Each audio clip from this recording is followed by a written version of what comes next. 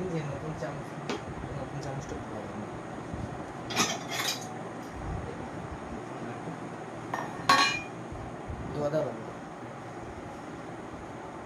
আসসালামু আলাইকুম সবাইকে, কেমন আছেন সবাই?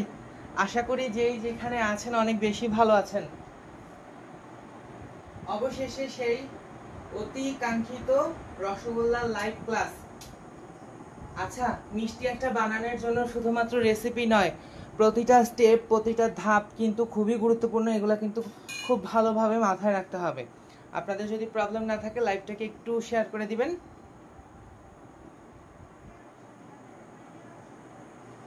আমি একটু শেয়ার করে দেই গ্রুপগুলোর মধ্যে, তারপরে হচ্ছে পেজের মধ্যে, তারপরে আমরা ক্লাসের দিকে অগ্রসর হই।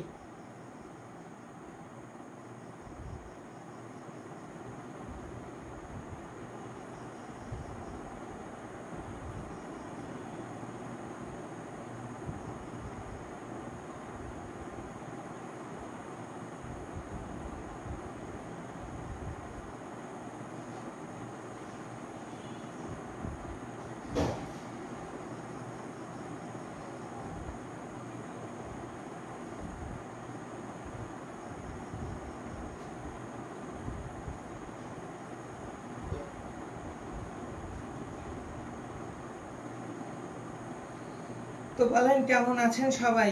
অনেক বেশি হয়রান হয়ে গিয়েছেন যে কেন লাইভে আসছি না, কেন ক্লাসের মধ্যে লিংক অ্যাপ্রুভ করছি না।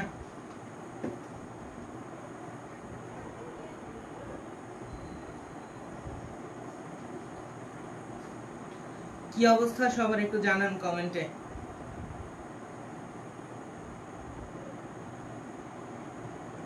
হ্যাঁ, অবশেষে চলেই আসলাম লাইভে। আচ্ছা, আজকের আমাদের টপিক হচ্ছে রসগোল্লা তৈরি। রসগোল্লা কিন্তু বেশ কয়েক ধরনের হতে পারে। ক্লাসিক রসগোল্লা, এরপরে হচ্ছে কি instant rasgulla, powder milk rasgulla, এরপরে হতে পারে আপনার যেটা হচ্ছে গিয়ে একদম অথেন্টিক পদ্ধতি, যেটা ময়দার সেইটা। এখন প্রত্যেকটা রসগোল্লার ক্ষেত্রে কিন্তু প্রত্যেকটা সুগার সিরাপের রেশিওটা আলাদা আলাদা ভাবে হয়। স্পঞ্জের রসগোল্লাটা হয় সব থেকে সহজে, কিন্তু আমার কাছে স্পঞ্জের রসগোল্লা একদমই ভালো লাগে না। আজকের রেসিপিতে মোটামুটি 2 লিটার দুধের ছানা করব এবং 2 লিটার দুধের রসগোল্লা তৈরি করব, যেখানে অ্যাপ্রক্সিমেটলি আমাদের 25টার মতো রসগোল্লা হবে। একদম স্ট্যান্ডার্ড সাইজের থেকেও বড় 25টার মতো রসগোল্লা হবে। আজকের এই রসগোল্লার ছানাটাকে একটুখানি অ্যাডভান্স লেভেলে নিয়ে যাই। যখন আমি লাস্ট মিষ্টি বানিয়েছি, আজকে থেকে আরো 2 বছর আগে, 19 জুলাই 2023-এ। তো এরপরে আর মিষ্টি বানানো হয় না। আমার স্টোরিতে শেয়ার করে, স্টোরি না সরি, ওই যে মেমোরি আসছে, মেমোরিতে শেয়ার করেছিলাম। আলহামদুলিল্লাহ খুব ভালো আছি। ওয়ালাইকুম আসসালাম। হ্যাঁ হ্যাঁ, অবশেষে অপেক্ষার প্রহর এখন শেষ হয়ে গিয়েছে, আর এখন আর কোনো কিছু নিয়ে অপেক্ষা করতে হবে না। হ্যাঁ আপু, আমি দেখেছি কালকে রাত্রেও অনেক পর্যন্ত, রাত্রে 1টা-1:30 পর্যন্ত অনেকে অপেক্ষা করেছেন। কিন্তু ব্যাপার যেটা হয়েছে, গতকালকে সেই সকল ঝামেলার পরে মানে জ্বর তো ছিল এর আগের দিন থেকেই, তখন প্রায় 102-3 ছাড়িয়ে গিয়েছিল। ওই যে করব, কি যে বলে ওটাকে, ওই যে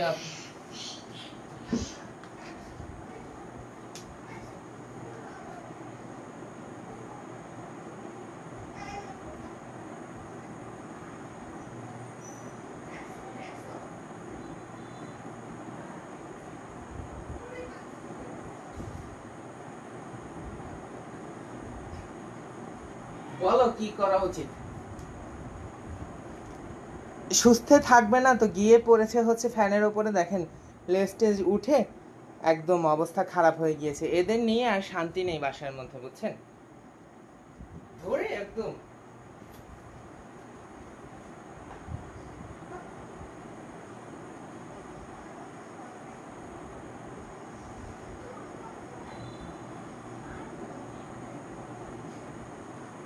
আচ্ছা, যাই হোক, বাদ দেন।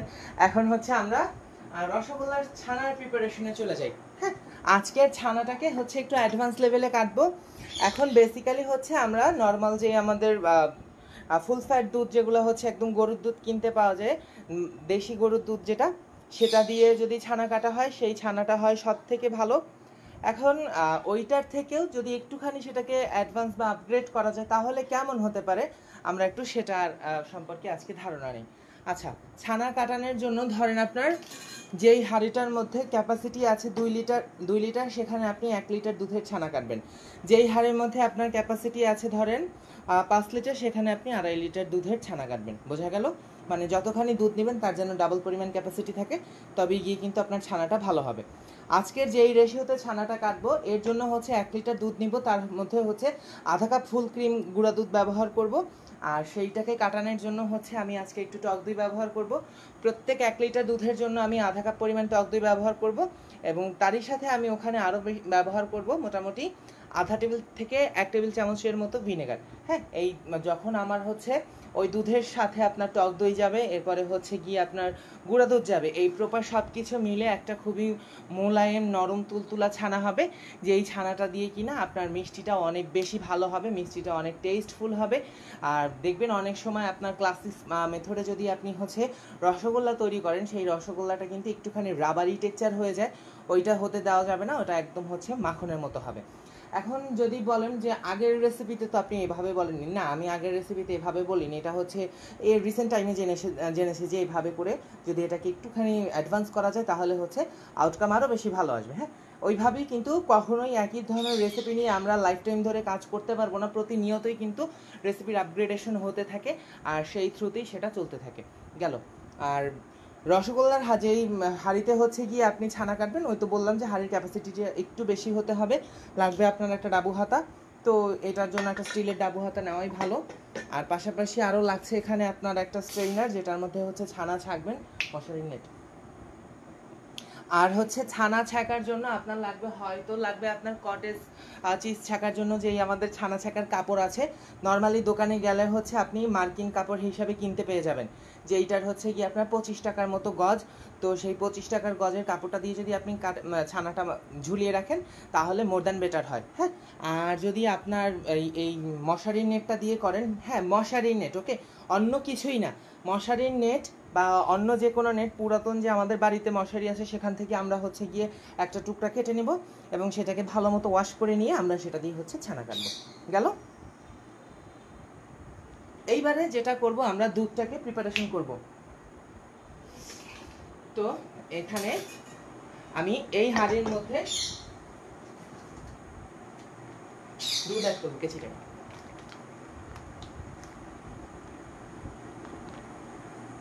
কি অবস্থা সবাই, কেমন আছেন? গত দিনের যে কেকগুলো দেখাইছিলাম, হ্যাঁ এই সেই কেকগুলো দিয়ে তো আর কিছু করি নাই, এরপরে একদিন হচ্ছে একটা বাটার ক্রিমের রেসিপি দেখাবো, তারপরে সেইটা দিয়ে হচ্ছে ওই কেকগুলো ডেকোরেশন করব।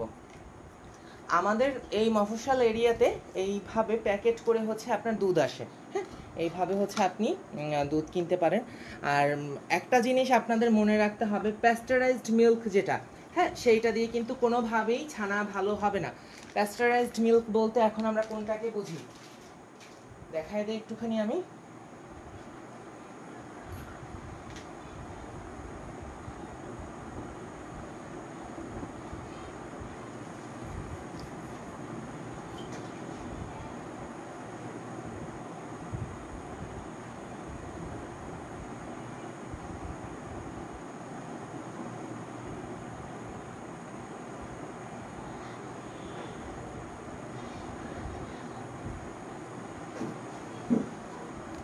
এই যে দেখেন, এই মুহূর্তে আপনারা মোবাইল স্ক্রিনে যে এই দুধের প্যাকেটটা দেখতে পাচ্ছেন, একে বলে হচ্ছে প্যাস্টারাইজড মিল্ক। এই দুধটাকে আপনারা হচ্ছে গিয়ে দেখবেন দোকানের মধ্যে তারা কিন্তু একদম রুম টেম্পারেচারেই ফেলে রাখে। তো এই দুধটা দিয়ে ভুলেও ছানা কাটবেন না, সেই ছানা একদমই ভালো হবে না। আপনি হয়তোবা সেইটা দিয়ে কাটবেন যেটা হচ্ছে আপনার মিল্ক ভিটা প্রাণ কিংবা আড়ংয়ের, যেগুলো হচ্ছে আমাদের ফ্রিজের মধ্যে থাকে। ঢাকা শহরে যারা আছেন বা যাদের এরিয়াতে পাওয়া যায় তারা অবশ্যই বুঝতে পারতেছেন, একটা দেখবেন যে ডিপ ফ্রিজের মধ্যে রাখা থাকে। যদি আপনি ফ্রেশ দুধ না পান সেটা দিয়ে কাজ করবেন, আর যদি আপনি হচ্ছে ফ্রেশ দুধ পান তাহলে তো কথাই নেই। কিন্তু এই ধরনের প্যাস্টারাইজড মিল্ক দিয়ে কিন্তু কোনোভাবেই ছানা কাটা যাবে না, তাহলে সেই ছানা কিন্তু একদমই ভালো হবে না। বোঝা গেল? এটা একটু বন্ধ করে করতে। আচ্ছা, এখানে এখন আমি 2 লিটার পরিমাণ দুধ নিয়ে নিচ্ছি।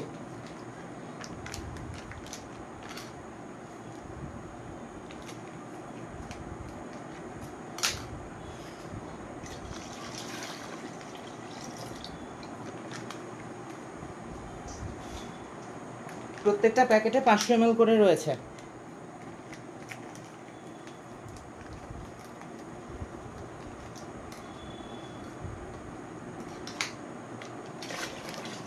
আর যেই আমার 10টি ক্লাসের ফি ছিল 1050 টাকা, সেইখানে কিন্তু আজকে দিন পর্যন্ত কাউকে অ্যাড করা হয় নাই।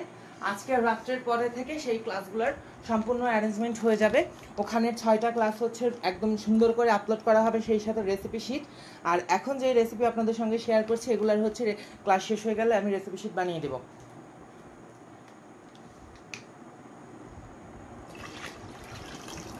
আর ওই যে 10টা ক্লাসের মধ্যে ওখান থেকে হচ্ছে আপনারা 5টা ক্লাস একদম নতুনভাবে পাবেন, যেগুলো একদম নতুনভাবে লাইভ হবে।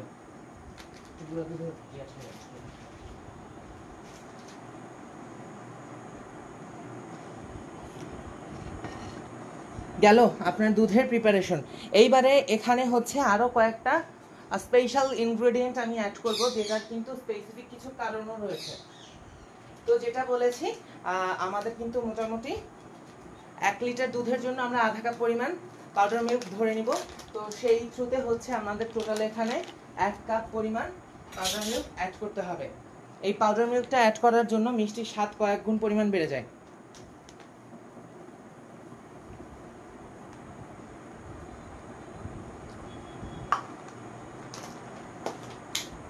এইবারে এই সব কিছুকে খুব ভালো মতো মিশিয়ে নিব। আচ্ছা, এখানে আরেকটা জিনিস আমাকে অ্যাড করতে হবে।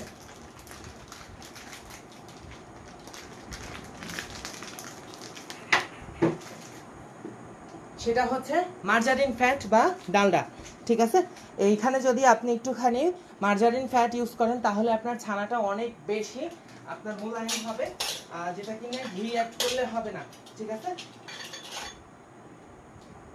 তো 1 লিটারের জন্য আমরা আধা টেবিল চামচ করে ধরবো মার্জারিন। তো এখানে হচ্ছে মার্জারিনটাকে কুড়িয়ে নিয়ে তারপরে মার্জারিন আপনার কাছে যদি না থাকে ডালডা ব্যবহার করলেও হবে।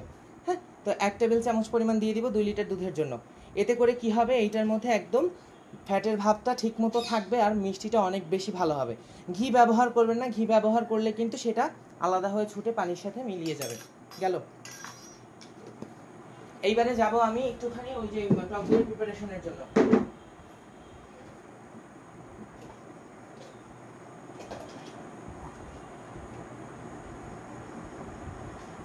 যেমন তার একটু টক দই আছে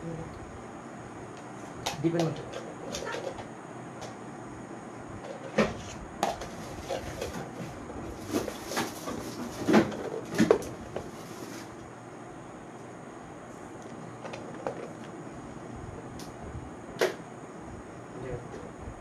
আচ্ছা, টক দইটা হচ্ছে আমার একটুখানি ওই যেটা নর্মাল ফ্রিজে ছিল ওইটা হচ্ছে গিয়ে জমে নাই, সরি, ওইটা হচ্ছে গিয়ে শেষ হয়ে গিয়েছে, সম্পূর্ণটা হবে না। এখন এই ফ্রিজেরটাকে হচ্ছে একটু মাইক্রোওভেনে দিয়ে ভালো মতো গলায় নিচ্ছি। রিকোয়েস্ট করছি, সোজা কথা যেটা বললাম, 1 লিটার দুধের জন্য 1/4 কাপ পরিমাণ টক দই ধরতে হবে। ছানার কিন্তু হাজার রকমের মেথড হতে পারে, এটা হচ্ছে তার মধ্যে একটা অন্যতম। ঠিক আছে, এটা আমার কারো থেকে শেখা না, এটা আমি থিওরি বিশ্লেষণ করে বের করছি যে এভাবে করলে ভালো হতে পারে। জানি না এটার আপকামিং রেজাল্ট কেমন হবে, আশা করি ভালোই হবে। আমি কখনো নিশ্চিত থাকি না যে আমার রেসিপি ঠিকঠাক মতো কাজ করবে কিনা, আল্লাহ ভরসা বলে করা শুরু করে দিই।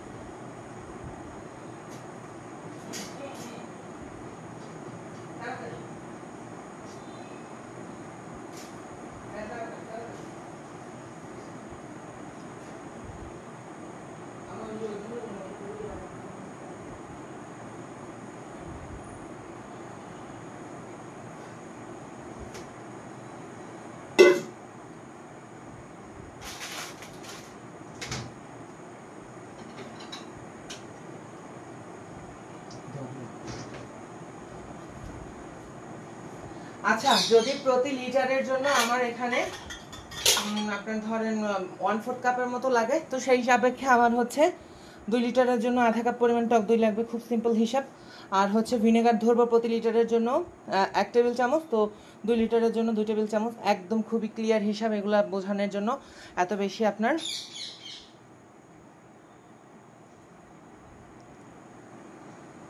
ইয়া করতে হবে না।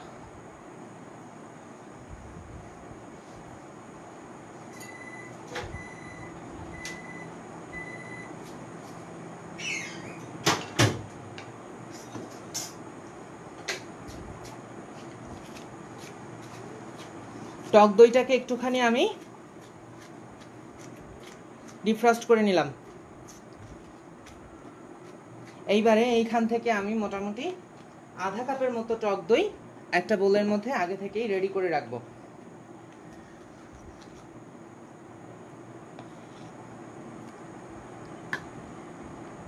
200 না 150 থেকে 160 গ্রামের মতো ভিনেগার।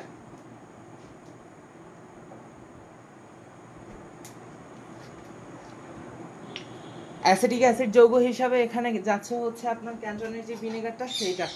আপনারা অন্য যে কোনো ব্র্যান্ডের ভিনেগার এখানে ব্যবহার করতে পারেন। ওই মিঠুর দুইটার উপরে একটা কাপড় দিয়ে তো।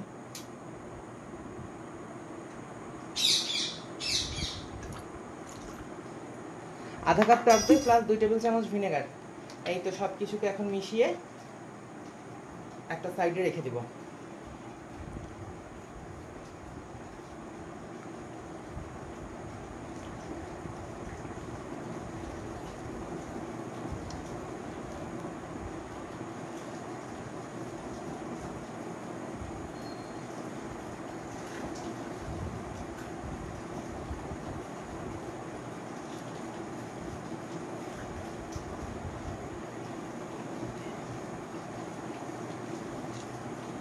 এই কাজটা কিন্তু ছানা কাটার পানি দিয়েও করা যায়। বেশ, রেডি আমাদের প্রিপারেশন। এইদিকে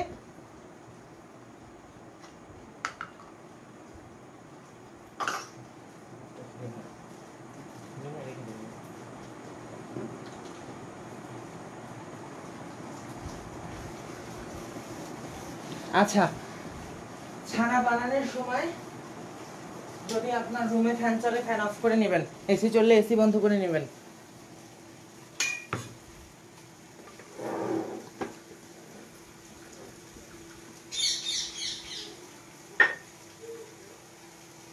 এখন পর্যন্ত কিন্তু ওই আমার গুঁড়া দুধ যে মিশাইছি সেটাতে কিন্তু নাড়া দেওয়া হয় না, এখন নাড়া দেবো।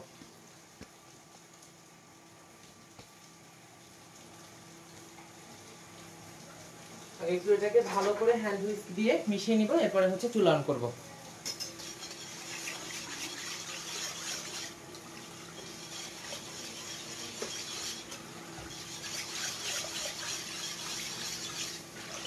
আচ্ছা, আরেকটা জিনিস লাগবে, সেটাও আমরা একটু সাথে রেখে নিব।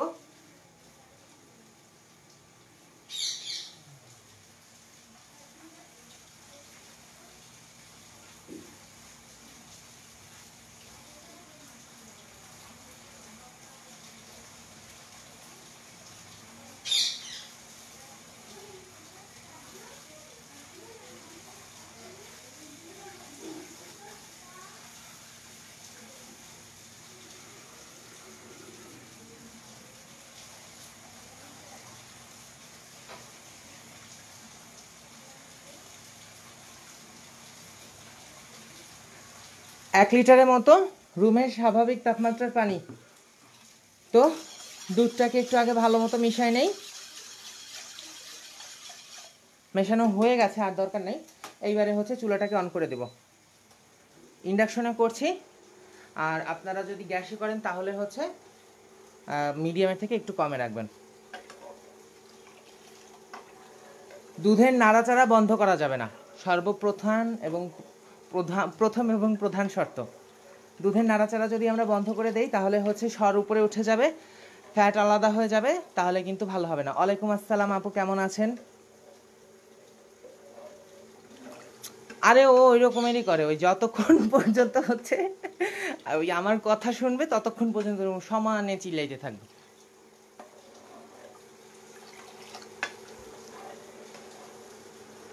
আচ্ছা, ভিনেগার দিয়েছি হচ্ছে প্রতি লিটারের জন্য 1 টেবিল চামচ করে।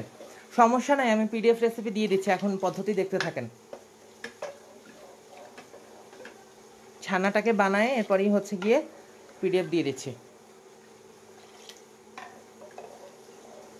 এইভাবে একটু নাড়ার উপরেই রাখতে হবে।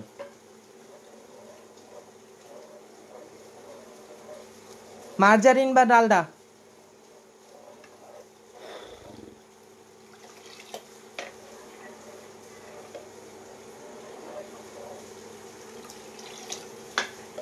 এগুলার পরিমাণ এখন দেখার দরকার নাই, আপনারা জাস্ট পদ্ধতি দেখতে থাকেন। ওইটার পরিমাণ লিখে আমি একটু পরে এই লাইভটা বন্ধ করি পিডিএফ পোস্ট করে দিচ্ছি।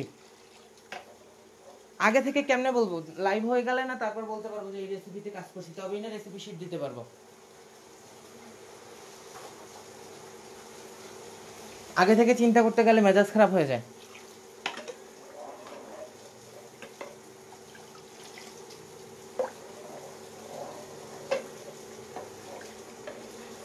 চুলাটা একদম সর্বোচ্চ আঁচে রয়েছে।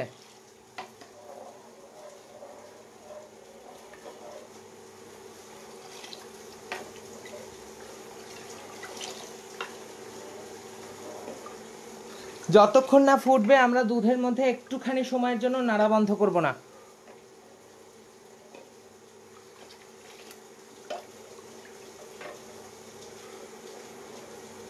রেকর্ড করে রাখার প্রয়োজন নেই, এই সকল লাইভ আমার অফিসিয়াল ইউটিউব চ্যানেলে তো সেভ থাকবে, তার উপরে এই পেজের মধ্যেও থাকবে।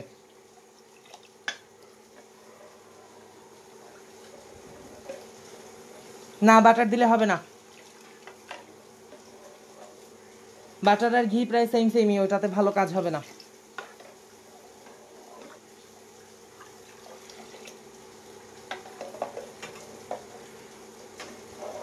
আমরা দুধটাকে এইভাবে হালকা নাড়ার উপরে রাখবো।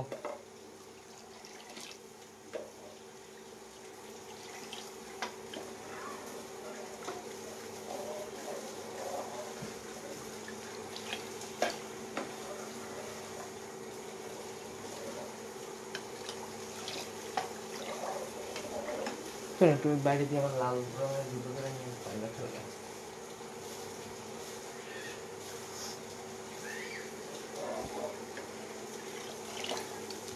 ওই রকমের চিল্লাইতে থাকবে যতক্ষণ পর্যন্ত দেখবে যে এই জায়গায় এভাবে ক্লাস চলতেছে। খুব কাছাকাছি থাকে আমাদের টিয়া পাখিটা, হ্যাঁ। তো এই খুব কাছাকাছি যেহেতু থাকে, তো এখানে এই যে লাইট টাইট জ্বলে যতক্ষণ, ওই ওর নাম নিলেই বোঝে যে ওর নাম নিয়েছে, আমি তখন একটা চিৎকার দেয়, বুঝছেন? এই হচ্ছে অবস্থা। আর ওই যতক্ষণ দেখবে আর কি যে লাইট টাইট চলতেছে, কথা বলতেছি, আর ওই রকমের কনস্ট্যান্ট চিল্লাইতে থাকবে, তখন হচ্ছে ঢেকে রাখা লাগে।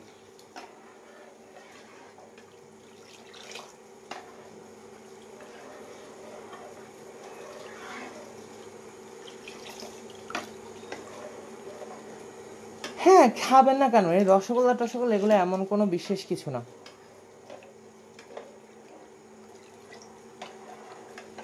জাস্ট ধৈর্য সহিত সবগুলাকে একটু ফলো করতে হয়।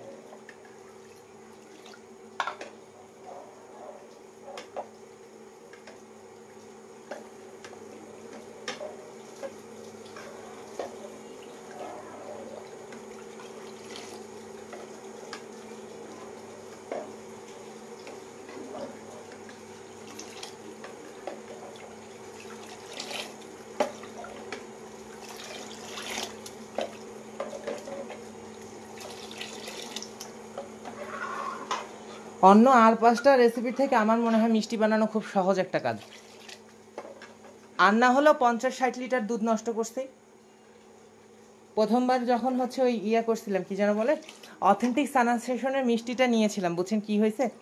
50 লিটার দুধ তো নিয়ে আসছি, সরি 50 না 30 লিটার। আয় হায়, যেই দিন দুধ আনছি ওই দিনই হচ্ছে বন্যা আসছে, আর হচ্ছে কারেন্ট তো নাই, আর সেই হচ্ছে গিয়ে আমার 30 লিটার দুধ নষ্ট হয়ে গেছিলো। এইবারের অথেন্টিক সেশনের মধ্যে আর এই ভুলটা করা যাবে না, এইবার হচ্ছে সব ছোট ছোট পোর্শনে করতে হবে আর কি। ওই জন্য অথেন্টিক সেশনটা কিন্তু এখন পর্যন্ত আপলোডেড হয় না।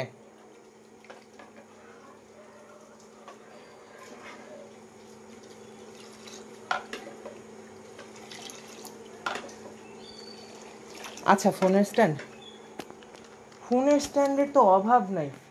এই যে এইটার মধ্যে এখন আছে, এই একটা আছে, এরপরে হচ্ছে আরও আছে আশেপাশে অনেকগুলো।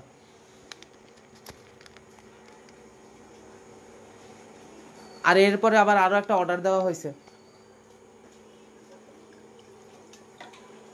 পারেল আহমেদ ভাইয়ের কাছ থেকে, আপনারা নিতে পারেন। ওই যে ওনার কাছ থেকে যাবতীয় গ্যাজেটগুলো সব নিয়েছে, প্রত্যেকটা জিনিস ভালো হয়েছে। সবার কাছে যাই না, হ্যাঁ, যেই মানুষটার কাছ থেকে হচ্ছে প্রতিবারই ভালো জিনিস পাওয়া যায় তার কাছ থেকেই নেওয়ার চেষ্টা করি।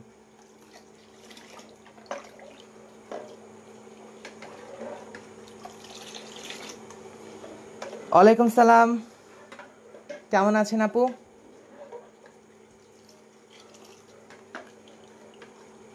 ইনশাল্লাহ আপু নিব আস্তে আস্তে।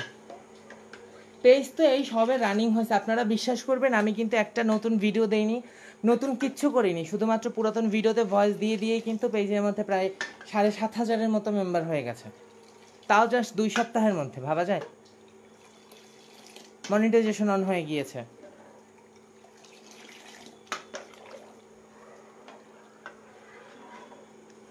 হ্যাঁ হ্যাঁ দেখাবো, অবশ্যই দেখাবো।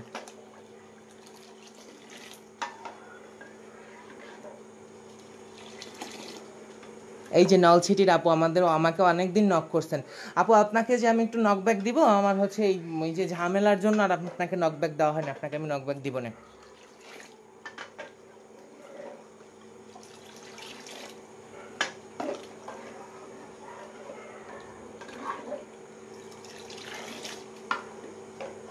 আপুর বাসা কোথায় নলছিটির?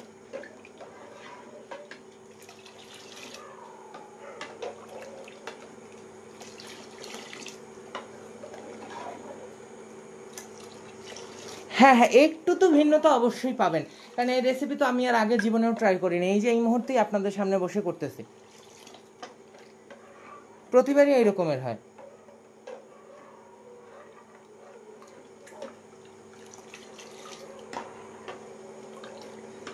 এই ছানাটা আপনার 1 ঘন্টা ঝুলাই রাখলেই হবে।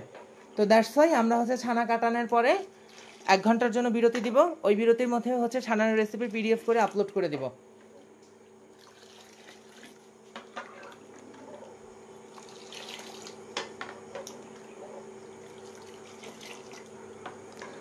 ওরে ভাই এই কথা আমাকে বললেন না, হ্যাঁ, রসগোল্লা তো হইতই না, আর না হলো মনে হয় কত যে দুধ আর চিনি নষ্ট করছে, একদম গুলে যাইতো সব।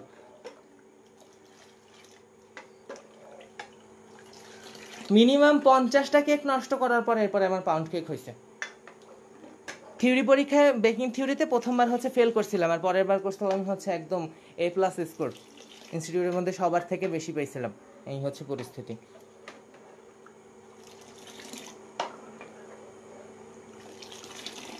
ফেল বলবো কেন, জাস্ট হচ্ছে গিয়ে ফাতেমা শেফ হচ্ছে 2 মার্ক দয়া করে দিছিল, ওই জন্য পাশ করছিলাম আপনার মিড টার্ম পরীক্ষার সময়।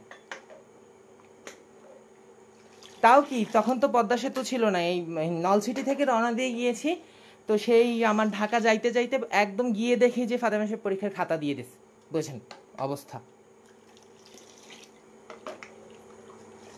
অলরেডি তখন 15 মিনিট পরীক্ষা হয়ে গিয়েছে, বহুত হাতে পায়ে ধরে কষ্ট করে এরপরে হচ্ছে 10 মিনিট এক্সট্রা নিছিলাম। সেই তো গেলাম গাড়িতে করে, তো ধরেন এই বরিশাল থেকে নতুলাবাদ থেকে গাড়িতে উঠেছি, আয় হায় রে শীতের সময়, এরপরে হচ্ছে গিয়ে আপনার আরিচা ফেরিঘাটে গিয়ে সেই আপনার ফেরি পার হয়ে ওপার যাইতে যাইতে হয় গিয়ে আপনার পরের দিন সকালে ওপারে উঠতে উঠতে মনে হয় 7টারও বেশি বেজে যায়, 7টা। এরপরে আবার কি ধরেন ওই একটুখানি দূরে গিয়ে, এটা কোন জায়গাটা ছিল মেবি মনে নেই এক্স্যাক্টলি, ও আবার ওইখানে বসে গিয়ে যায় গাড়ি নষ্ট হয়। তো সেই থেকে ধানমন্ডি 27 পর্যন্ত যাইতে যাইতে একদম পরীক্ষার খাতা দিয়ে দিয়েছে, গিয়ে দেখি যে 15 মিনিট হয়ে গেছে। তারপরে লাস্টে অনেক কান্নাকাটি করে এরপরে হচ্ছে গিয়ে 10 মিনিট এক্সট্রা নিয়েছিলাম। আমরা যারা এই সিচুয়েশনগুলো ফেস করে গেছে আমরা জানি যে পদ্মা সেতু কতটা মূল্যবান ছিল আমাদের জন্য। আর এখন জাস্ট 4 ঘন্টার মধ্যে ঢাকা চলে যাওয়া যায়।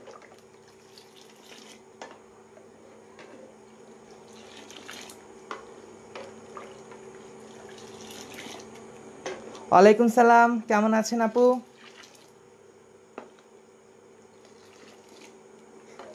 তাই? হ্যাঁ হ্যাঁ এইটা হচ্ছে একটা ভালোবাসার প্রফেশন, এটা এটা না ওইভাবে করতে হয় না। এখন এই রান্না বান্না হচ্ছে একটা শিল্পকলার মধ্যে পড়ে, হ্যাঁ।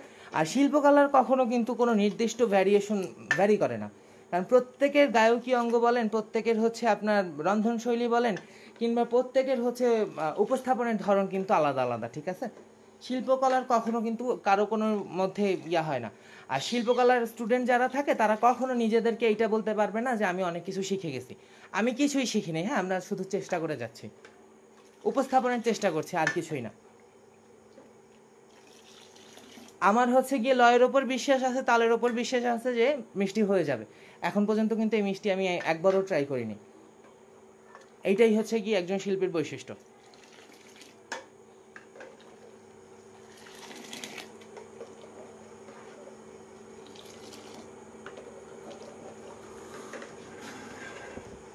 ওয়ালাইকুম আসসালাম, কেমন আছেন আপু?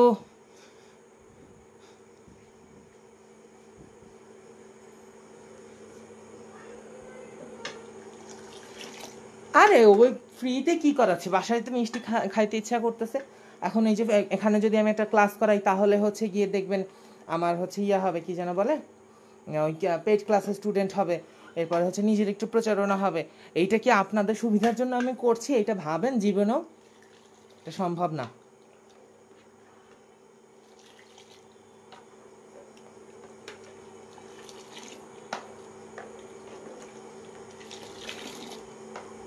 একসময় পেজে মনিটাইজেশন আসবে, ডলার আসবে, উদ্দেশ্য তো এইটা। এটা তো একটা ভনিতা মাত্র ফ্রি ক্লাসের নামে।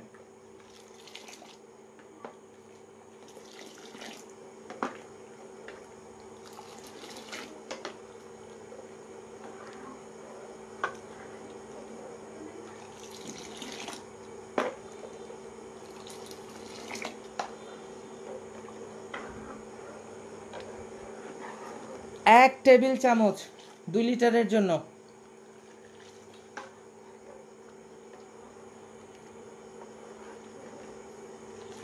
বয়লিং টেম্পারেচার উঠবে 100 ডিগ্রি সেলসিয়াস।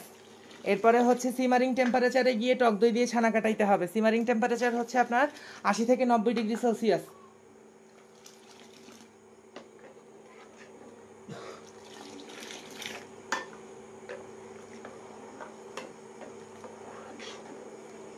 রুমের স্বাভাবিক তাপমাত্রার টেম্পারেচার হচ্ছে 23 থেকে 24 ডিগ্রি সেলসিয়াস।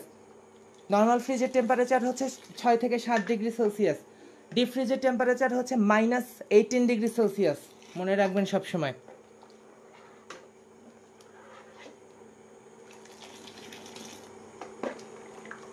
দুধ জাতীয় জিনিসকে সবসময় 8 থেকে 9 ডিগ্রি সেলসিয়াসের মাঝখানে সংরক্ষণ করতে হয়। রুমের স্বাভাবিক তাপমাত্রায় দুধ জাতীয় জিনিসগুলোকে রাখতে হয় না। চিলারের টেম্পারেচার বা নর্মাল ফ্রিজের টেম্পারেচার হচ্ছে 6 থেকে 7 ডিগ্রি সেলসিয়াস। আশা করি বোঝা গেল।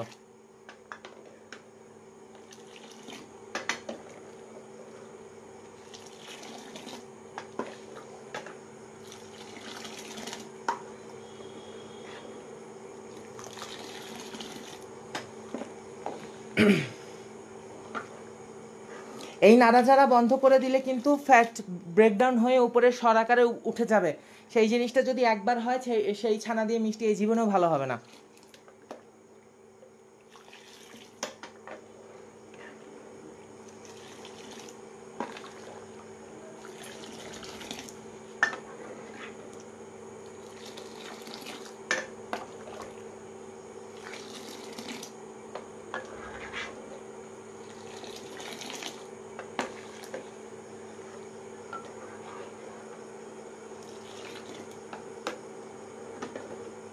আমারও হইতো না, আমারও মনে হয় 50-60 বার নষ্ট হওয়ার পর তারপর হয়েছে।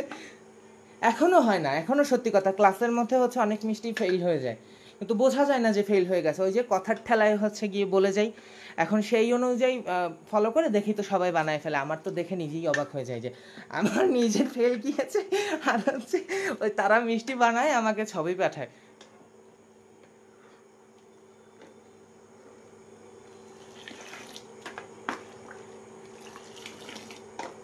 কয়টা জিনিস সত্যি কথা বলি আপনাদের সাথে, এটা হচ্ছে গিয়ে সবই উপস্থাপনের ক্ষেত্র বিশেষে আলাদা হয়ে যায় সবকিছু।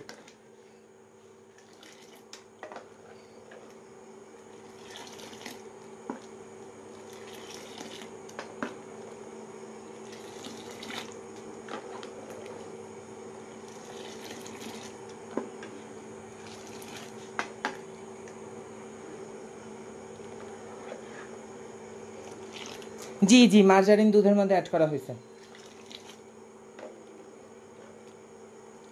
সলিড ফ্যাট, হ্যাঁ, ডালডা হচ্ছে একদম সলিড ফ্যাট বা মার্জারিন, যেটা হচ্ছে পাপ পেস্ট্রি রোলিং ফ্যাট হিসাবে ব্যবহার করা হয়। সলিড ফ্যাটের মধ্যে কোনো ধরনের এক্সট্রা ওয়াটার কন্টেন্ট থাকবে না। বাটারের মধ্যে কিন্তু মিল্ক কন্টেন্ট অবস্থিত আর কি, হ্যাঁ, বাটারের মধ্যে কিন্তু একটা মিল্ক পোর্শন আছে, ওইটা কিন্তু কাইন্ড অফ ঘি, ঘি আর বাটার কিন্তু একদম কাছাকাছি, অতএব ঘি আর বাটারের দুইটার একটাও দেওয়া যাবে না, কারণ ওইটা হচ্ছে সলিড ফ্যাট না।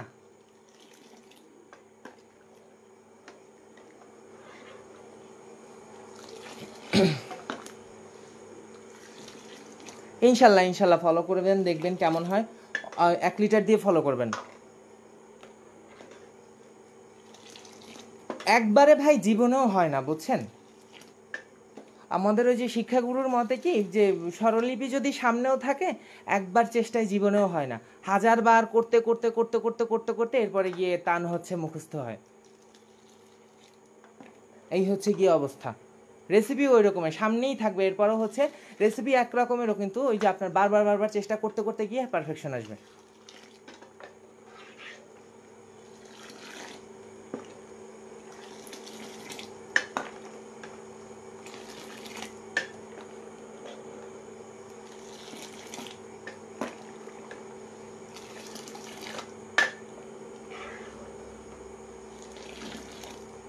ব্যাপার নয় যে কিন্তু আপনার রেসিপি ভুল আছে, হ্যাঁ, সবসময় মাথায় রাখবেন practice makes a man perfect, মানে প্র্যাকটিসই আপনাকে পারফেক্ট বানাইতে পারে।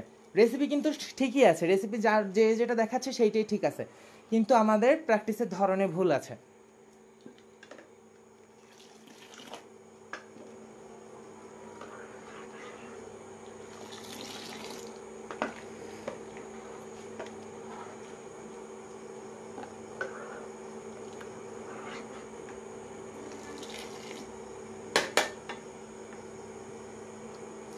রেসিপি কারোর রেসিপি ভুল না, প্রত্যেকের রেসিপি ঠিক আছে, কিন্তু আমাদের একটুখানি প্র্যাকটিসে ভুল আছে।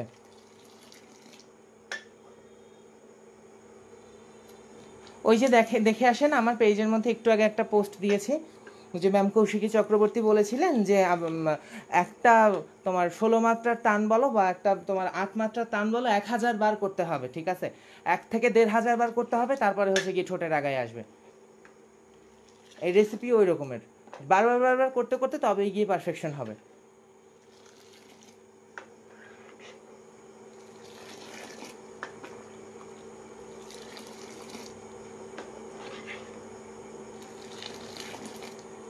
আর সব সময় হচ্ছে আপনি যেইখানে দাঁড়িয়ে আছেন তার থেকে এক স্টেপ সামনে চিন্তা করবেন, ঠিক আছে, এটা হচ্ছে সিস্টেম। আপনার ব্রেন কিন্তু সামনের দিকে আগায় যাবে, কিন্তু আপনি কিন্তু পেছনের স্টেপে দাঁড়ায় আছেন, এটা সবসময় মাথায় রাখবেন। পরবর্তী পদক্ষেপ কি হইতে পারে, ওইটা না থাকলে কি হবে, এই জিনিসটা আপনার সাথে সাথে চিন্তা করার ক্ষমতা রাখতে হবে।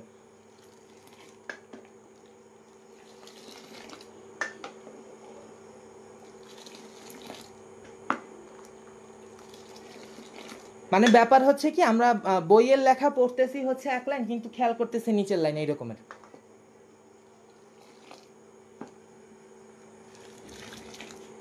মানে মুখ থেকে বলতেছি এক লাইন আর খেয়াল করতেছি আরেক লাইন, এইটা এই রকমের করে করলে তাহলে হচ্ছে সহজে হয়ে যায় সবকিছু।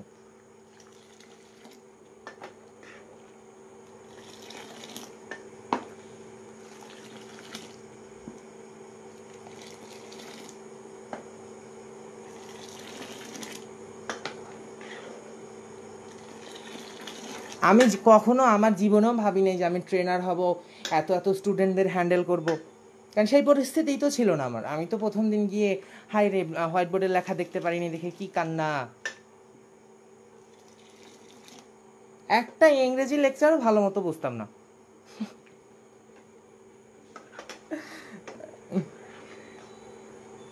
Failure is the pillar of success.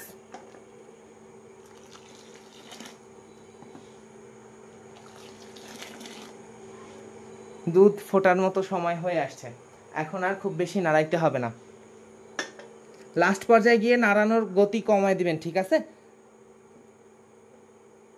না হলে কিন্তু ফুটতে চাইবে না। যখন দেখবেন এরকম এখন ধোঁয়া ওঠা শুরু করছে জোরে, ধোয়ার ঘনত্ব বেড়ে যাচ্ছে, তখনই কিন্তু আস্তে আস্তে নাড়াটার গতি কমায় দেবেন, না হলে কিন্তু ফুটতে চাইবে না।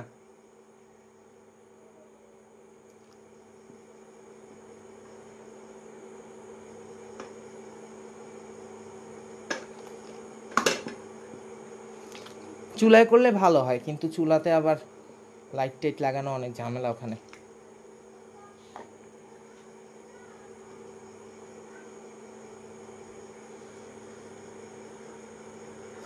ধন্যবাদ আপু। দেখেন ভাই, লাইভের মধ্যে রেসিপি ঠিক হোক চাই নাই হোক, কথা দিয়েই হচ্ছে গিয়ে বকুর চকুর বুঝাই হচ্ছে গিয়ে মানুষকে কিনে নিতে হয়।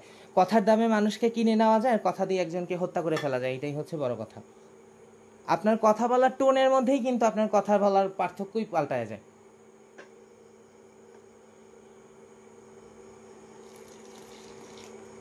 ধরেন আমি আপনাদের বোঝাই যে ওই আপুটা খুব অভদ্র অশালীন ভাষাতে কথা বলছে, এখন এইভাবেও আমি বলতে পারি ওই আপুটা একদম খন্নাসের মতো অসভ্যের মতো কথা বলতেছে, ছোট লোক কোন জায়গার। দেখেন দুইটা শুনে কেমন লাগে, কথা কিন্তু একই রকমের।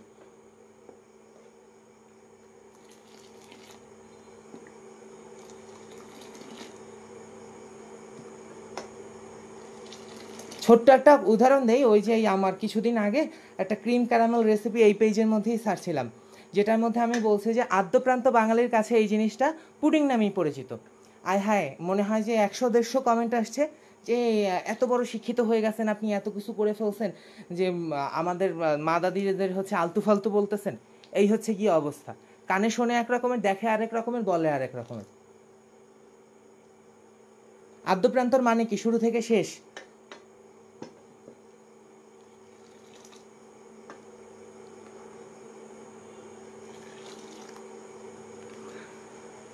হয়েছে, আর নাড়ানোর দরকার নেই, এখন হচ্ছে ফুটে উঠুক।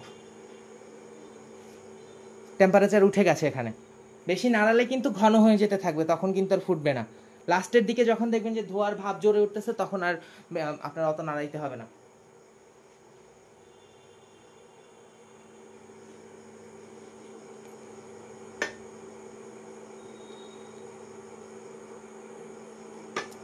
এই লাস্টের দিকে হচ্ছে উপর থেকে জাস্ট সর না পড়ে, এই জন্য একটু একটু পরপর নাড়া দিলেই হয়। এত কিন্তু লাগে না। হ্যাঁ, আমি যদি এরকমের না করে একবারে দিও বানাই, আমার মিষ্টি হয়ে যাবে, কিন্তু নতুনদের ক্ষেত্রে এই সমস্ত টিপসগুলো ফলো করা দরকার, নাহলে অনেক সময় দেখা যায় যে ছানা শক্ত হয়ে যায়, মিশাইতে গিয়ে অনেক কষ্ট হয়। ওই ওই জিনিসগুলো যাতে অ্যাভয়েড করা যায়, তাইতে জন্য এরকমের করতে হয়।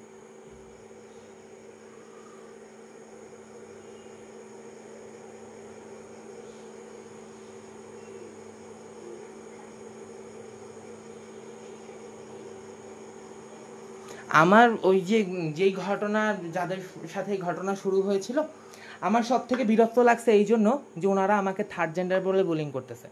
আমি এটা কিন্তু মোটেই অসম্মানজনকভাবে নেইনি, ঠিক আছে? যে ধরেন থার্ড জেন্ডার যদি আমাকে বলা হয়, তাহলে তো আমি একদম অনেক খুশি, কারণ হচ্ছে যেই একটা লোকের মধ্যে নারী সত্তা পুরুষ সত্তা একসাথে থাকে, তার সাথে হচ্ছে পৃথিবীর কেউ পারে না। এটা হচ্ছে একদম সর্বশ্রেষ্ঠ সত্যি কথা, কাজী নজরুল ইসলাম বলছে। এখন কথা হচ্ছে, বলবা কেন তোমরা? তোমাদের এত বড় তো দুঃসাহস দেওয়া হয়নি। দেখেন ওই যে ওই মাইলস্টোন ট্র্যাজেডিতে একটা সাধারণ মানুষ আগায় যায় না, কিন্তু ওই যে হিজড়া সম্প্রদায়, তারা কিন্তু আগায় গেছে হচ্ছে স্ক্রিন ডোনেশন করার জন্য, এরপরে হচ্ছে আই ডোনেশন করার জন্য। এখন ভাই ওইভাবে চেহারা দেখে আর বাহ্যিক গঠন থেকে মানুষকে বিচার করতে হয় না।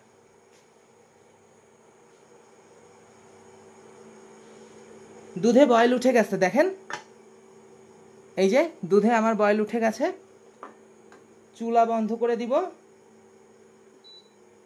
যেহেতু আমার এটা ইনফ্রারেড কুকার, তো এটার মধ্যে কিন্তু রিডিউস হিট রয়ে গেছে, মানে রিমেইনিং হিট কিন্তু রয়ে গেছে, অতএব এটাকে চুলা থেকে নামায় ফেলতে হবে। ইন্ডাকশন হলে দরকার হতো না, গ্যাস হলেও দরকার হতো না। এইবারে হচ্ছে সেই টক দই ভিনেগারের মিশ্রণ আমরা এখানে অ্যাড করে দিব।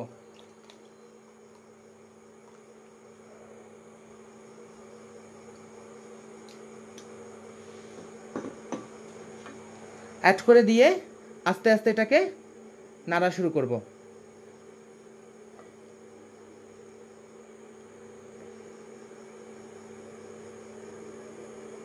বাই চান্স যদি কোনো কারণে না হয়, তাহলে আরেকটুখানি এখানে ভিনেগার দেওয়া যেতে পারে, কারণ হিসাব ভুল হইতেই পারে, বলা যায় না। আই থিঙ্ক হয়ে যাবে এতেই।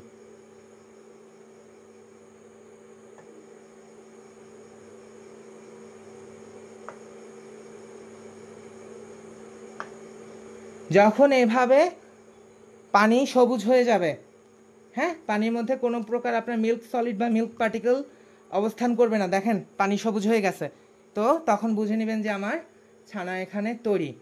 এইবারে এই রিডিউস হিটের মধ্যে আমরা ঠিক ঘড়ি ধরে 1 মিনিট এটাকে অপেক্ষা করব, ঠিক আছে? 1 মিনিট তো আমি মুখে মনে মনে 1 থেকে 60 পর্যন্ত গুনি, তাতেই বোঝা যায়। দেখেন ছানার পানি ঠিক এইভাবে আলাদা হয়ে একদম পানি সবুজ হয়ে যাবে।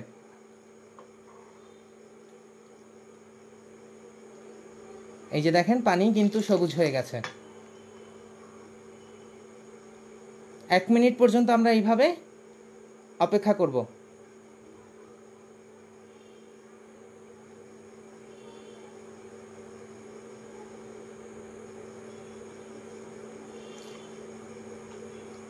ডান। এইবারে আগে থেকে যে 1 লিটার পানি এনে রাখছিলাম একদম সাথে সাথে এই গরম দুধের মধ্যে দিয়ে দিতে হবে, আদারওয়াইজ কিন্তু ছানা শক্ত হয়ে যাবে। গেল। এইবারে হচ্ছে পরবর্তী স্টেপ।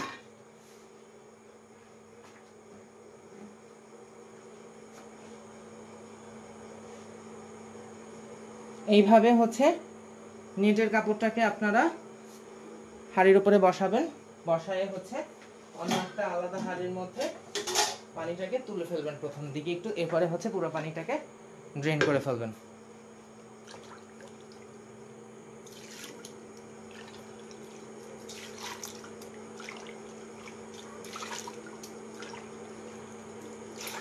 এই ছানা ধুইতে হবে না,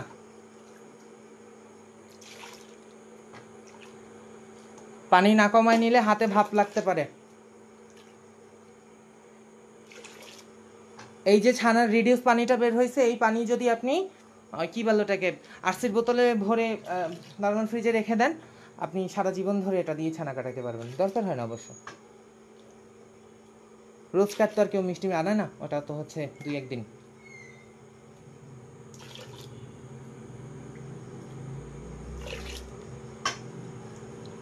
তুমি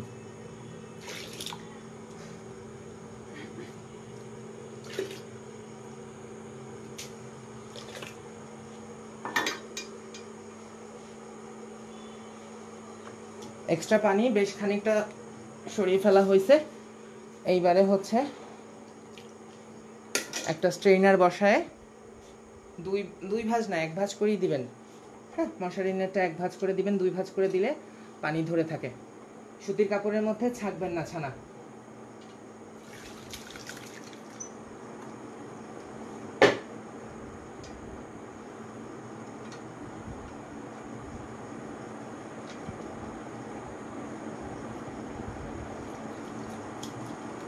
এক্সট্রা পানি এইভাবে করে এটাকে বাউন্স করবেন, তাহলে দেখবেন যে পানিটা আপনার পড়ে গেছে। বেশি নাড়াচাড়া দিবেন না, ছানা কিন্তু অনেক সফট। আমি একটু দেখাই আপনাদেরকে। এই ছানা যদি সফট না হয় তাহলে আপনার যে কোনো মিষ্টি বাজে হয়ে যাবে। দেখেন কি পরিমাণ ছানাটা হচ্ছে সফট। আর এই ছানা যদি আপনার হাতের ব্যাক সাইড টেস্ট করেন, এইভাবে নিয়ে যদি এটাকে আপনি একটু ব্লেন্ড করার চেষ্টা করেন, দেখবেন খুব সহজেই হচ্ছে আপনার হাতের সাথে জিনিসটা ক্রিমের মতো হয়ে লেগে যাচ্ছে। দেখেন এই যদি আপনার ছানার কনসিস্টেন্সি যদি এই রকমের না হয়, মিষ্টি জীবনেও ভালো হবে না। বোঝা গেল? ব্যাস, আর কিছুই না। এবার এটাকে ধরে আমরা 1 ঘন্টার জন্য ঝুলায় রাখবো। 1 ঘন্টা থেকে একটু বেশিও লাগতে পারে। দেন আমরা হচ্ছে মিষ্টি বানানোর প্রিপারেশন চলে যাব।